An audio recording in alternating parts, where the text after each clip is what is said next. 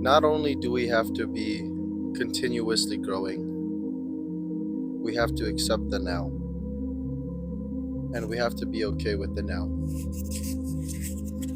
A lot of my friends and a lot of my peers around me, I could see, are suffocating under the weight of growing up.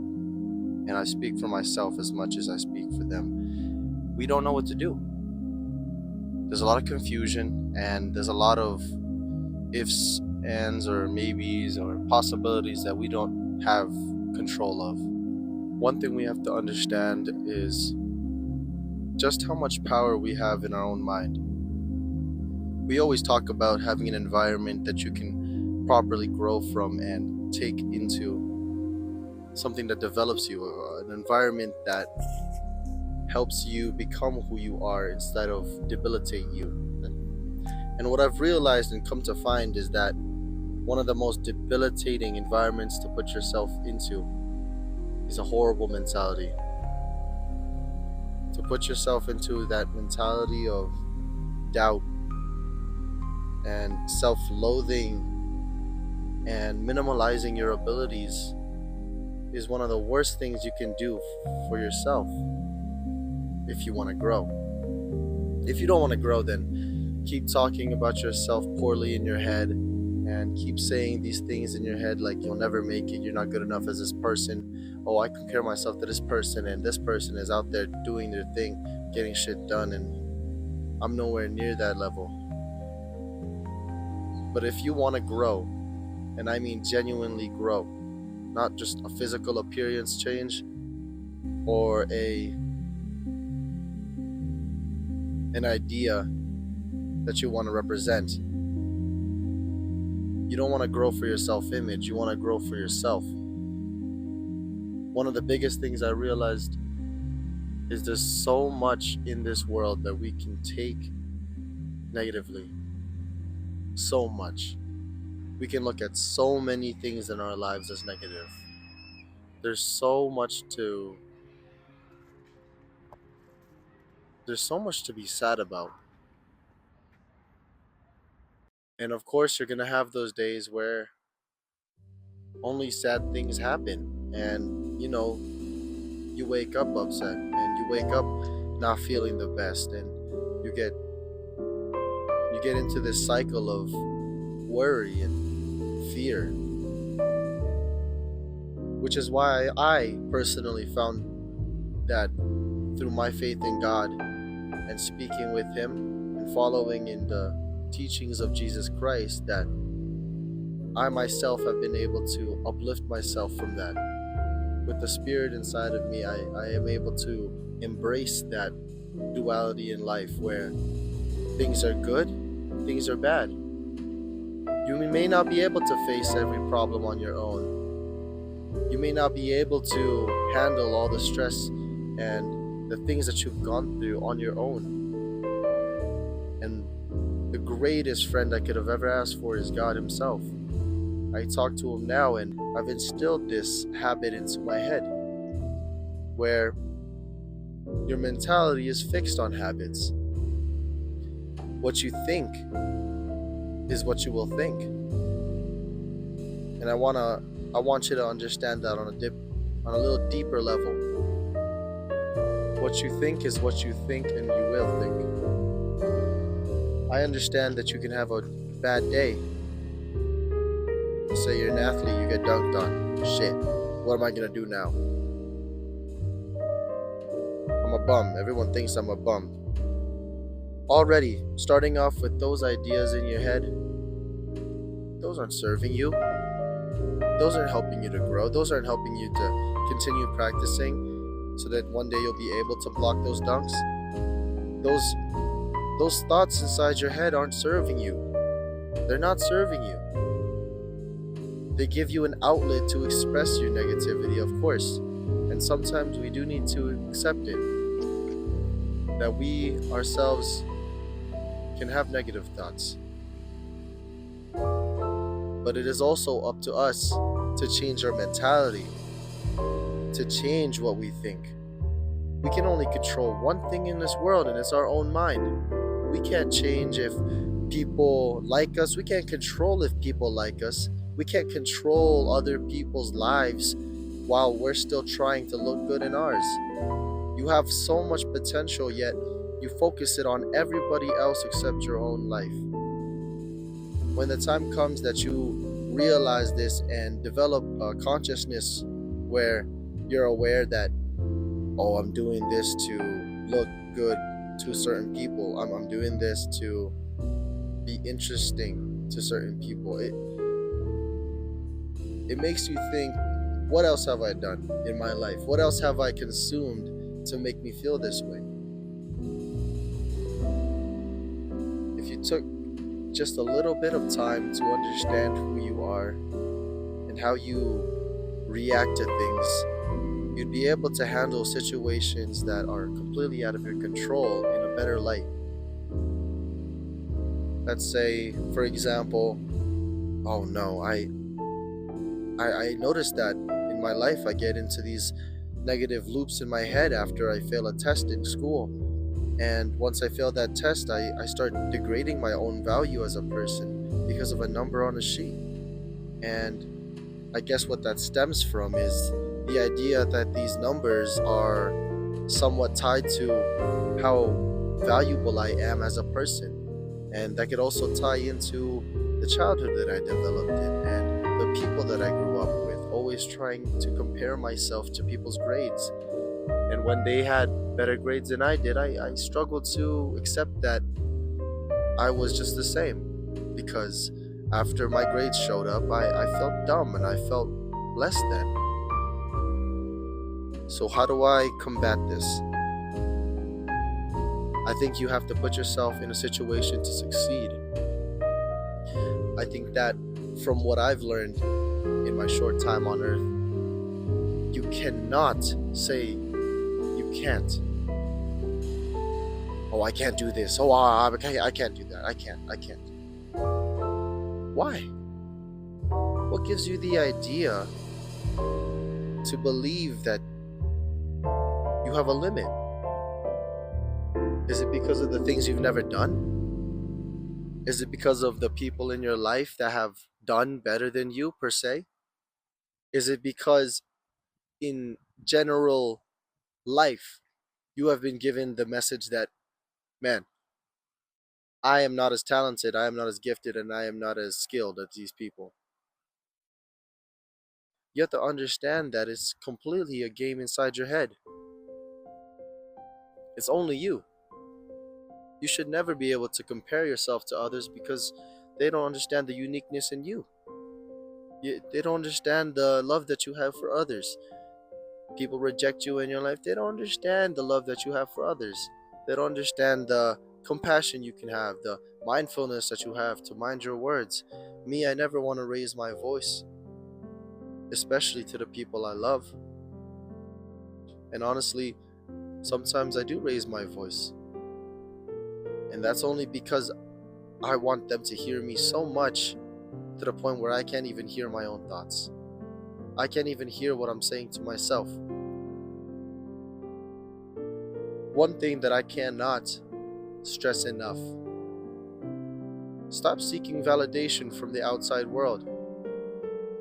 Stop seeking validation from the outside world. Stop seeking validation from the outside world. The only thing that can validate you is you. What you do on a daily basis, what you create with your own mind and body, what you take action into and develop over time, that's the only thing that you can change, only thing you can control truly. So when you develop a mentality of negative thoughts and self-doubt and self-deprecating feelings, then that's how you're gonna live. Your habits are exactly who you are.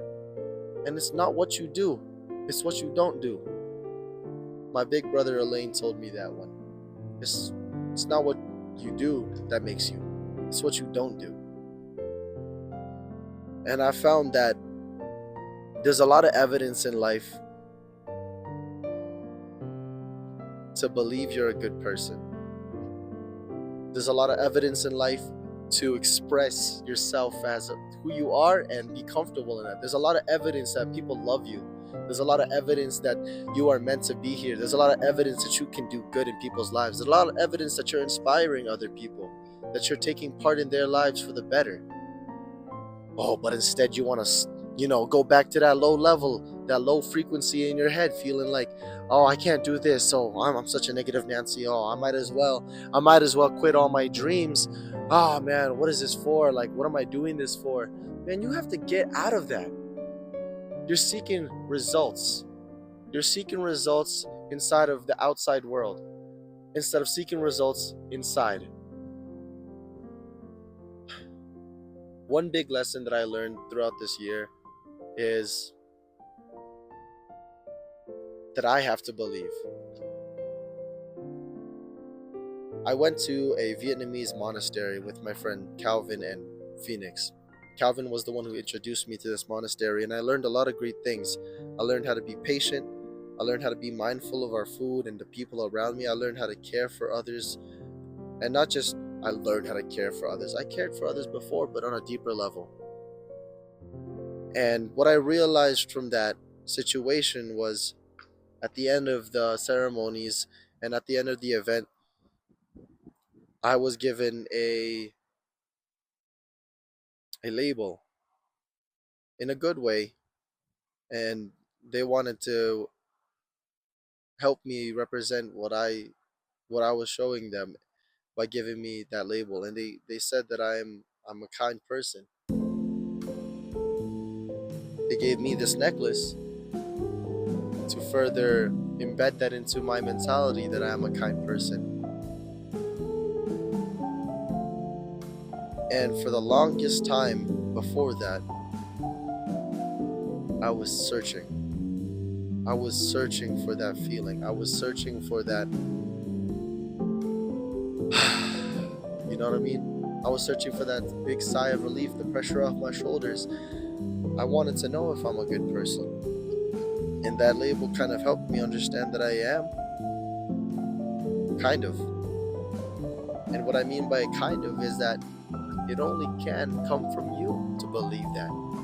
Even after that monastery, I had some struggles and I had some doubts about who I was and if I was still a good person, if all these mistakes that I'm making right now still tell me I'm a good person. And I make a lot of mistakes.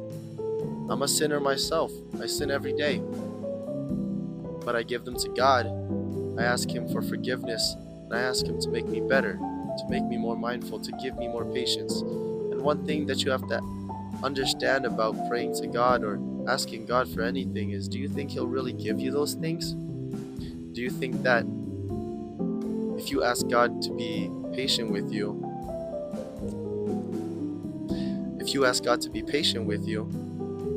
or to give you patience, do you think that He's just going to make you patient out of nowhere?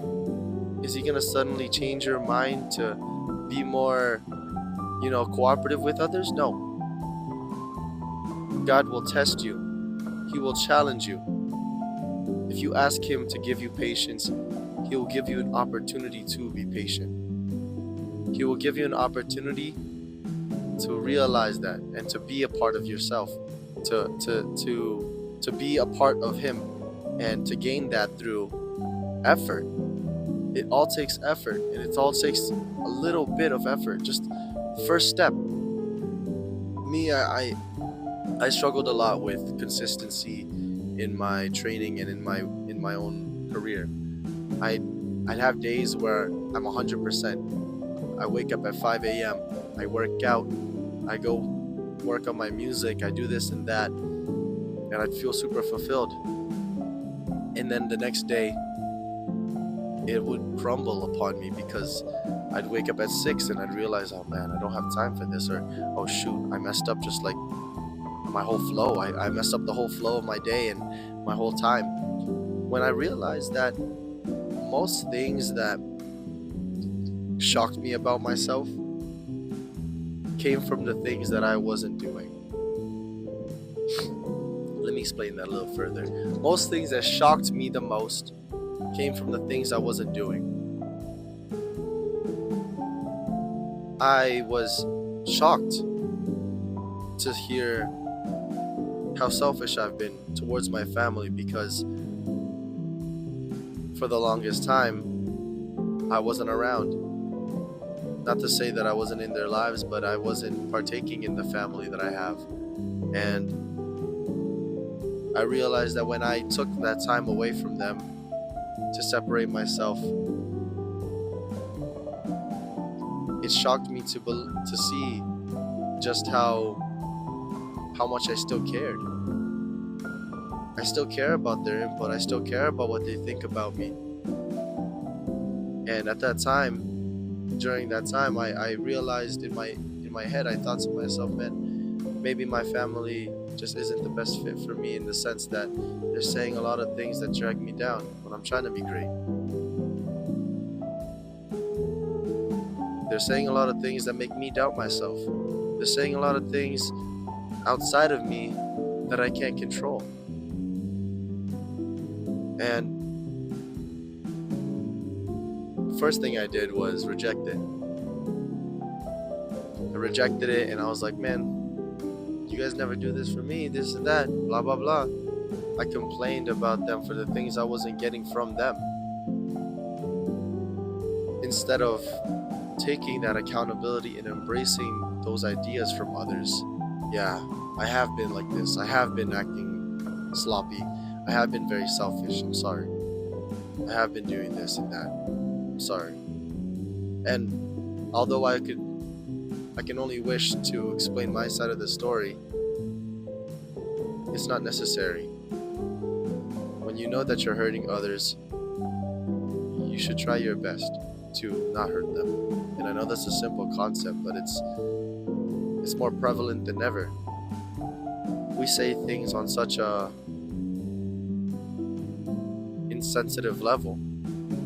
We say things to others that you may not know is their deepest, darkest insecurities and their deepest fears, to be believed in that such a way. And I find that it's comfort in knowing that whether or not I succeed, I will have love for myself. Without all these people to cheer for me, I will have love for myself. Without a party at the end of this trial in my life, I will love myself. And when you love yourself, you stop doing things for others. When you love yourself, you stop pinning all the blame on other people, because you recognize that that's not going to serve you. You love yourself to the point where everything that doesn't serve you almost makes you feel disgusted, makes you feel out of place.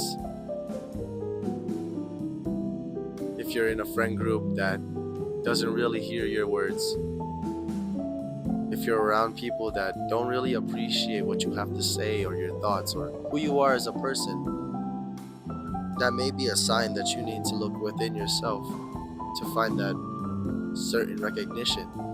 You need to recognize yourself more than ever. And in this time, it's a very lonely time. You know, you can say that you have a lot of people, but are they online? Are they mainly there to feel themselves? You can't ever know that. And I found that the one thing you can know is yourself. I love myself. I love the nuances of my character. I love my negatives. I love my positives, because that's what makes me a well-rounded person. I made a lot of mistakes in my life. I bullied a lot of people. I've talked down on a lot of people, and I've gossiped. But one thing I realized is that all those mistakes couldn't have made me great. Without those mistakes in my life, I could have never found out how much I cared. Without those mistakes in my life, I could have never found out just how much I gave a fuck about everybody else. Without those mistakes in my life, I could have never been a better man. And I realize that now, because there's a lot of arrogant people out there. Not to compare myself to people, but there's a lot of arrogance and ignorance in people's words. People are so boastful. People act like they know you. People act like they know exactly what you're thinking by what you're doing. And what you have to take into account is that they don't. They don't know anything about you. Unless you spill all your details to them, 100%, all your schedules, what you think, what you even think impulsively, intrusively, what you think in your head, they're not going to know you. They're not going to know who you are. So why would you let somebody else's assumptions, an idea of you, dictate who you really are? I'm not where I'm meant to be, in a sense that I'm not meant to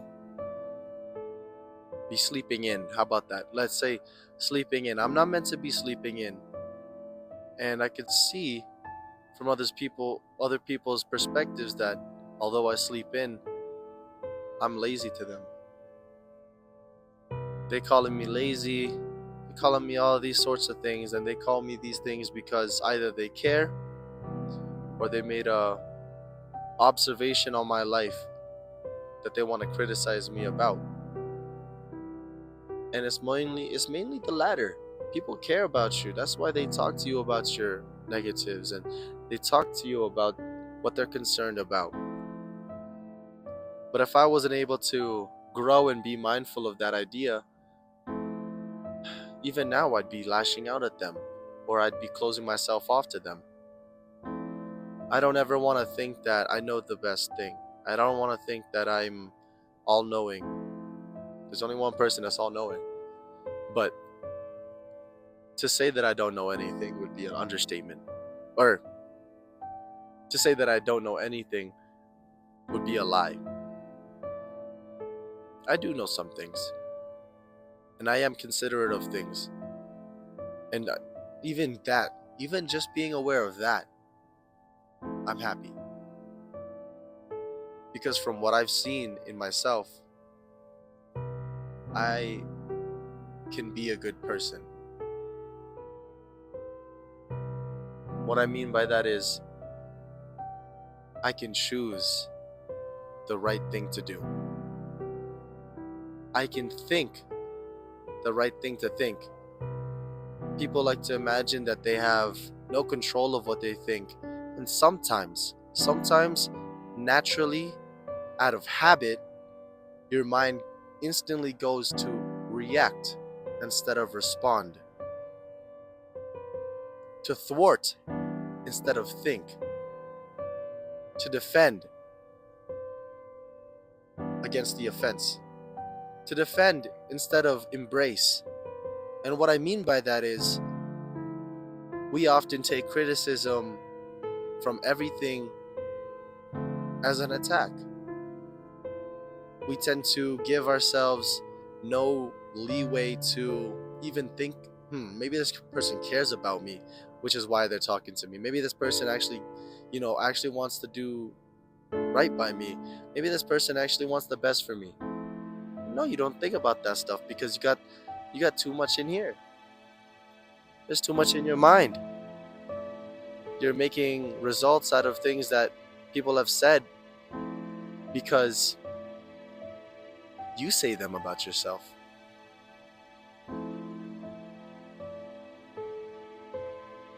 It all comes from within. Everything. And you can trick yourself into believing that once you get this or that you'll be perfect, you'll be a-okay, but that's not true. That's not real. Once I get this, I'll finally be happy. Once I get this, I'll finally be calm.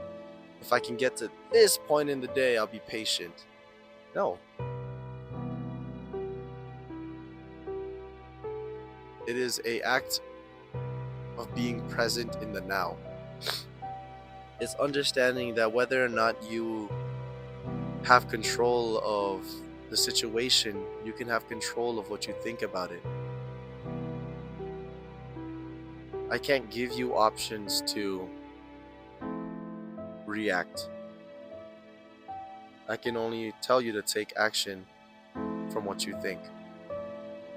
And if what you think isn't in line with the right thing to do, then you will take action in the wrong step. You will push yourself to a point where nothing that you really think is benefiting to you. Nothing you really think will benefit you then. And it's that type of it's that type of mentality that you have calloused yourself with over the years that can develop like that. It's that type of idea in your head that once blah blah blah happens that you will be better. No, we only have today. We only have today, and tomorrow is not known. I will get through this day. I'll worry about tomorrow when tomorrow comes. I will get through this day the best way I can, and I will worry when tomorrow comes. So to really think about it, you only have right now. So what are you waiting for? Stop thinking about the past. Stop thinking about the mistakes you've made. Stop thinking about all the people that have doubted you. Stop thinking about all the people that have said these things about you, that have made you feel this way, even if they were true. You have now to change that. You have now to believe in yourself. I feel like even for myself, especially for myself, I got stuck in the past. I got stuck in the idea that when in the future, even when I grow and I develop, I won't deserve these things because of the mistakes I've made. And that's just wrong. You deserve forgiveness. Not from outside. I promise you, not from outside. Never from outside. You deserve forgiveness from yourself. You deserve to forgive yourself. Only person you should forgive right now is yourself. And the first person you really need to forgive to grow is yourself. You need to forgive all the mistakes that you've had. Forgive your parents for raising you a certain way to make you think that way. You have to forgive your friends for the things they've done to you or the things that they've, instigated for you to think, for you to believe. You have to stop blaming others for how you've developed. You have to stop blaming others for how you've developed. And I say that to myself as much as I say it to you guys. You have to not necessarily blame yourself, but embrace the aspect of control of which you have. You have control of all those things. You have control of what you think. You have control of who you are, what you do when no one's watching. That's integrity. What you do in front of people, you could just be capping, you know? I could go to a open mic bar, sing my heart out, preach that I want to be an actor, a singer, a freaking superstar, rock star. But then I go home and I don't do any of those rock star qualities. I don't go practice my guitar. I don't sing again. I don't work on myself alone. You're feeding the delusion for others. You're feeding this idea that you'll be accepted by others once you're a rock star. You're feeding the delusion that you ain't all that yet. You are. You have to believe that you are. You have to know that you're him. You're capable of all these things that you're dreaming for. The only step that you need to do is to take action. You don't need a motivation. Motivation goes. Motivation can come and go. That's why discipline is so important. To be disciplined. And I think that the truest sense of being disciplined is to have a solid mindset. To go steady in your mindset. I find that me myself, I'm a sensitive person. I like to nitpick at all the things and the tonality that people say things to me. And what I see that as is I'm very I'm very specific. But what can that do? Basically, when you're super nitpicky about all these mistakes or all these actions that you've done, you can't necessarily grow. I used to, do good one day and then fail the next day, and then, God, I can't do this no more. I can't, like, I'm so tired. I just want to rest. I just want to close my eyes and sleep forever. Those things that you were thinking about stunt your growth. Sometimes you gotta do more than you think. Sometimes you gotta figure it out along the way. Sometimes you gotta figure it out along the way. We may not have a lot of time on earth. We may not be able to live perfectly as we design, considering that we need money. We do need money, and we can't be fearful of money either. I've heard a lot of people complain and argue and talk about taxes and how the government's turning out to be. And although I do deem that as important and I do consider that in my life, that will never base my potential. That will never base what my life will be. The whole world can end and I'll be good. And I truly believe that, because I do not base myself on the idea that society's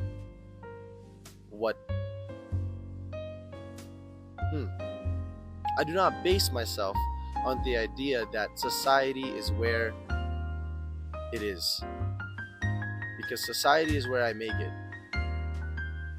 My society is my family. My society is the Calgary community. My society is my friends, my companions, my acquaintances. That's my society. That's the place I've lived in, and that's the type of normality that I've lived in. So what is real? I guess one thing I can understand from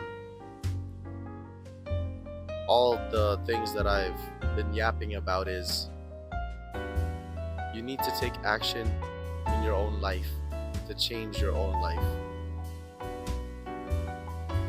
And what I mean by action, and I want you to hear this, what I mean by action is what you think.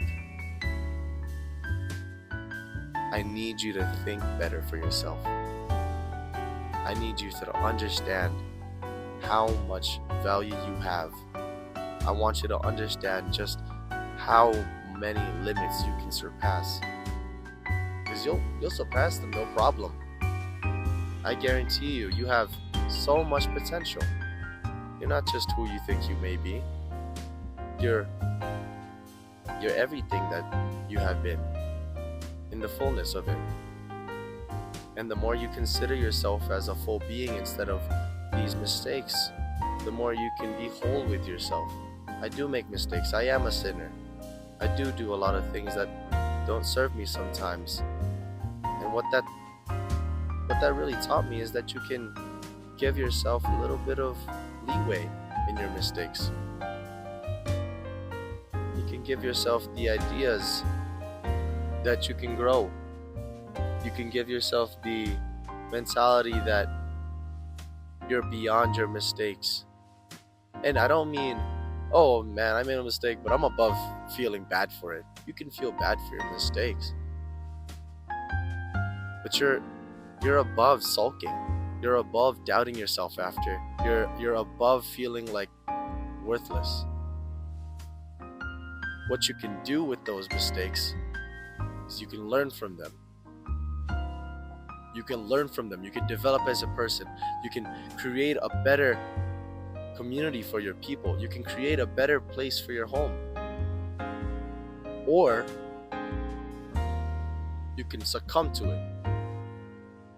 You can feed into your delusions. You can feed into that negative thought. You can cope with consumer therapy. You can cope with all your friends being around you all the time. You can cope with drugs and alcohol. You can cope with being happy with yourself for a moment. You can cope with the idea that those things are your base level. Those things identify with you. Whatever you do, whatever you think, identifies with you. If you think you're a stupid person, you're going to identify as a stupid person and not challenge yourself against anything challenging. If you think you're a weaker person, you're going to automatically say you can't do something.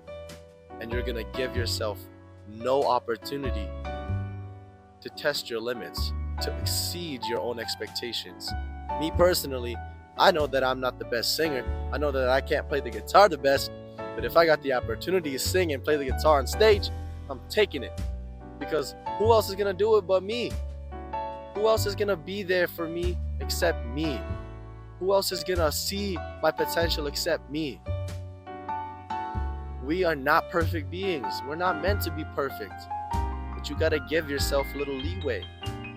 You got to understand that God made us with free will to choose to reject Him or accept Him. And most of the time, we reject Him. We do things that don't serve us, that don't serve others. But understanding what real self-love is understanding how much you love things. Anyways, I want to end this video on a nice note. I heard from Coach Carter, the movie, this one quote. I'm going to paraphrase it, but our greatest fear is not that we are inadequate, but try again. Our greatest fear is not that we are inadequate, but that we are great beyond measure. And that greatness is scary. So we can either choose to rise up to the occasion or succumb to the idea that we are limited. We are limited instead of limitless. I'm sorry, guys. I'm really bad at motivation, guys. Have a good night.